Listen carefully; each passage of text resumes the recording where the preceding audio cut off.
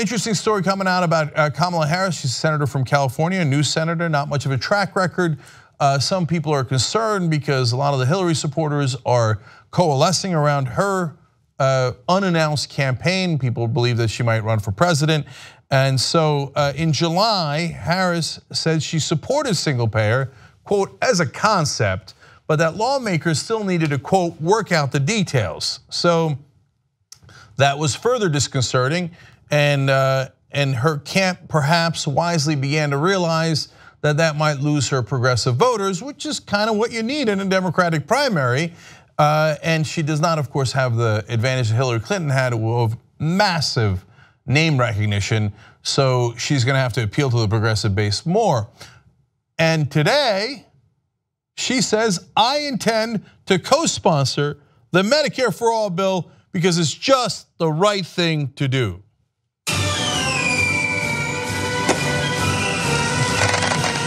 All right, God bless, I'll take it. So now some people are being a little bit skeptical here, and I hear you, but let me explain and hear out the whole story, okay?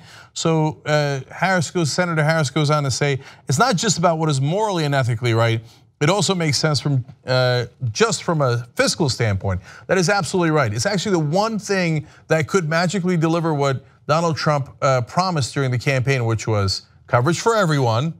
Medicare does cover everyone. Lower prices, Medicare is lower prices, and more coverage. And by the way, there's also Medicare Advantage. Not only does Medicare cover all of your basics, but if you want more above that, you can get private insurance on top of Medicare, which is called Medicare Advantage. So she's absolutely right from a fiscal standpoint. It is also absolutely the right thing to do. And here's a guy that, of course, a lot of progressives do trust, and it's Bernie Sanders who is going to introduce this bill in the first place. And he says, thank you, Kamala Harris, for your support. Let's make healthcare a right and not a privilege. So overall, let me just say this for progressives who are skeptical. Take your wins. If you think that she was pressured into supporting Medicare for all, great, that's not such a bad thing. I mean, that's how politics works, right? Either somebody does the right thing on their own or they get pressured into doing it. Now, we don't know Kamala Harris's mind. I don't like to talk about people's hearts. I don't know what that means. But we don't know what was in her mind before this and why she's doing this in particular today. But a vote is a vote. So if she's going to help Medicare for all get passed, I love it and I'll take it. Now, I get the other side, which is, look, if it's just words and then she winds up winning and then doesn't do it and says, oh, it's a lower priority, I'll get to it later, yes, then it's a terrible trick. But for the moment being, don't cut your nose off to spite your face. I'm not saying be naive and go, oh, no. And I'm positive I know her heart and it is filled with goodness and rainbows and unicorns. But if someone's on your side, that is a good thing, not a bad thing. In fact, momentum builds. It was just Bernie Sanders in the beginning, and I remember we covered it on the show. All the other senators were like, oh, please, Medicare for all. No. We're just gonna fight against Trump's proposal, which is at 17% popularity, and we're gonna congratulate ourselves for clearing the lowest bar in politics. So now, though, all of a sudden, lots of pressure from progressives, which is wonderful, and people who earnestly believe in this now coming out. Elizabeth Warren on board, Kamala Harris on board, and yes, even Kirsten Gillibrand. So there are 4 senators now. Where there was 1, now there are 4. You go over to the House, it's even better.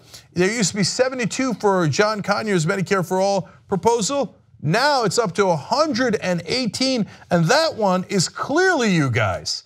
Because we did a campaign at Just Democrats, joined by the nurses union. John Conyers, who was the sponsor of that bill, has given us credit, saying yes, it was the public pressure brought on by Justice Democrats and the nurses union that drove those votes. It went from 72 co-sponsors to 118. That's a 60% increase in Democratic support in the House. Great work. Keep on going. In fact, Justice Democrats have this campaign, #StandUpForMedicare. They're asking the congressmen to do it. They're asking the senators to do it. And you can see it with your own eyes. When they started, there was only 1 senator and 72 guys in the House. Now there's 118 and 4. You're doing that. So one of the things they're asking you to do is to make your own videos so that eventually the congressmen will make their videos. And Conyers already has a video.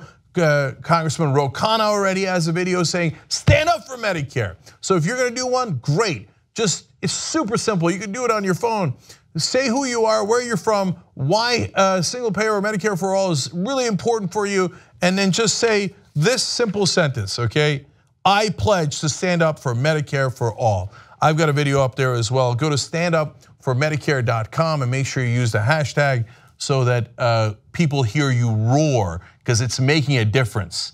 Never let anybody tell you not to fight. That they tell you it's impossible because they don't want you to fight, because they don't want you to win. If you fight, you win. Let's keep doing it. And justdemocrats.com to get more information about how to have real progressives win within the Democratic Party. If you like the Young Turks, you'll love Young Turks membership. tytnetwork.com/join.